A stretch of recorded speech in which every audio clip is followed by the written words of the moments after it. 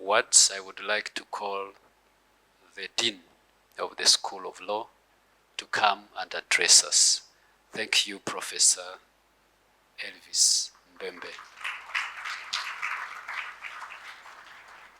Thank you very much, Dr. Bikesha, Professor Bikesha, for the introduction. I'll try to be as short as possible because we have many other speeches to follow. For this evening, I would like to salute all our invitees, starting by Honorable Chief Justice, Mrs. Prosecutor General, Mr. Vice Chancellor of the University of Rwanda, Ms. Chairperson of Human Rights Commission of Rwanda, the representative of the Dutch Embassy in Rwanda, the High Commissioner of the Republic of South Africa in Rwanda, Mr. Principal of the College of Arts and Social Sciences of the University of Rwanda, heads of different institutions here present, rector, deans, and directors, professors and lecturers, dear students, all protocol observed.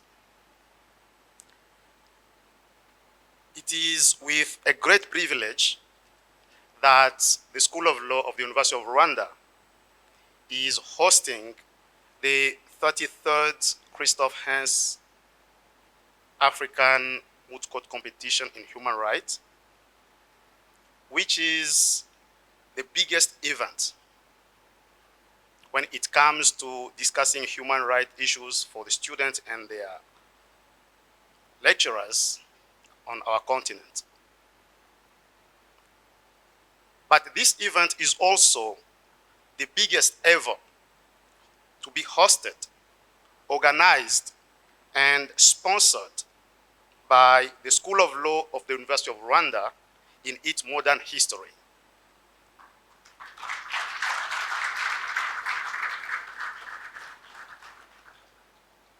As you can see, we have more than 250 delegates from different countries in Africa.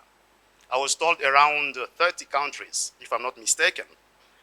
But we have more than 65 universities here in this room. This is a real pride for us as a school, but also a real pride for Rwanda as a country to host this event. This activity actually matches the Vision 2050 of the government of Rwanda that has one of its pillars to increase tourism in Rwanda through the organization of meetings, initiatives, conventions, and events. But other speakers may talk more about the country. I would like to tell you a little bit about the School of Law, because that's what I chair. Some participants ask me, but where is the headquarters? Where is your school located? So it is here an opportunity for me to let you know that the School of Law is located in Huye, a city that is 2.5 hour drive from Kigali. It was before known as Butare, so many people know the University of Butare.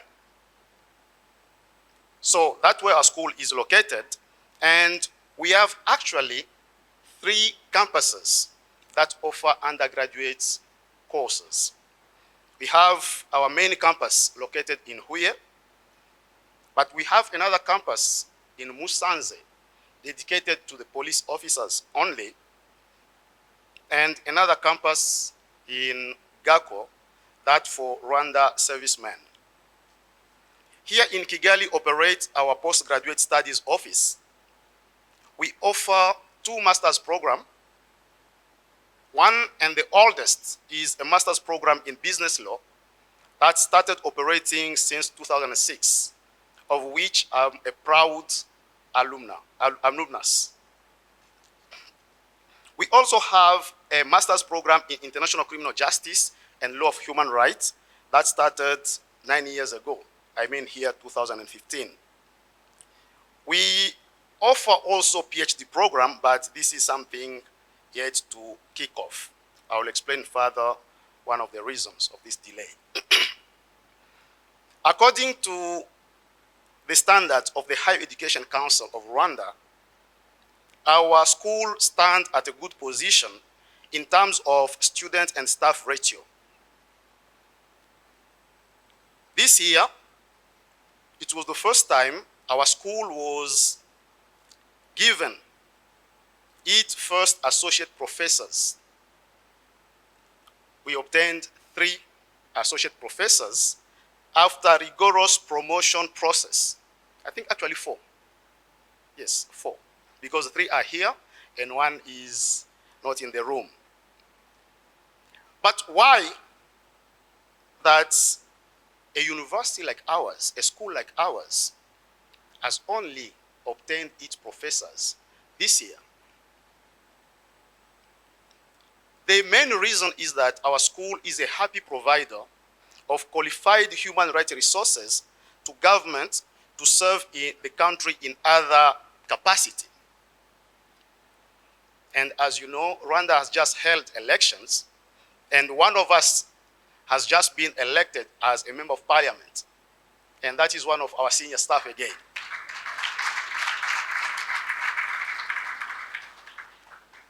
Although this is a challenge, because it delays the effective kickoff of our PhD programs that requires high academic qualification to supervise PhD students, this also offers an advantage.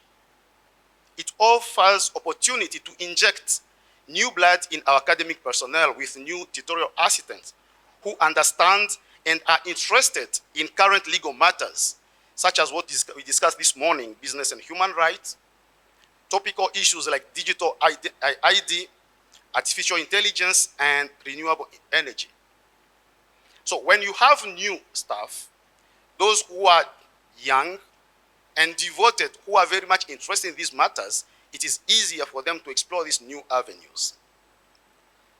But another advantage of having these young academics in our staff is that it is because of this, it is because of our tutorial assistants, for instance, it's thanks to them that this 33rd edition was so smoothly organized. We had in the organizing committee a big number of our TAs who were ready to take up responsibilities at any time. I know this is the first day to have this activity. We still have a whole week to cover. But I received a comment from the coordinator of the Christof Heyns African Moot Court competition, who said that in many years he has been coordinating this activity. It is the first time the stress level has been very low to a couple of days before the competition. The organizing committee was fantastic, and each detail was anticipated and taken care of. So this is thanks to these young people.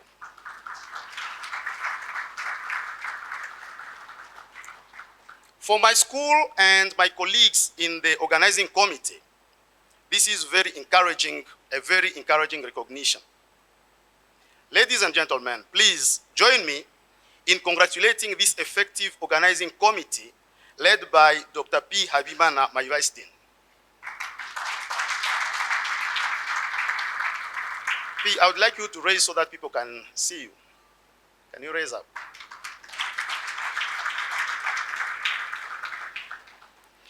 But this was possible only thanks to the visionary leadership of this country that has clearly set meetings, initiatives, conventions, and events as one of the top priorities to increase tourism in Rwanda. This vision has been served by the university top management that spontaneously embraced the idea of organizing this event and availed every needed resource to make this event colorful, the learning wonderful, and the stay of our guests Rwandaful.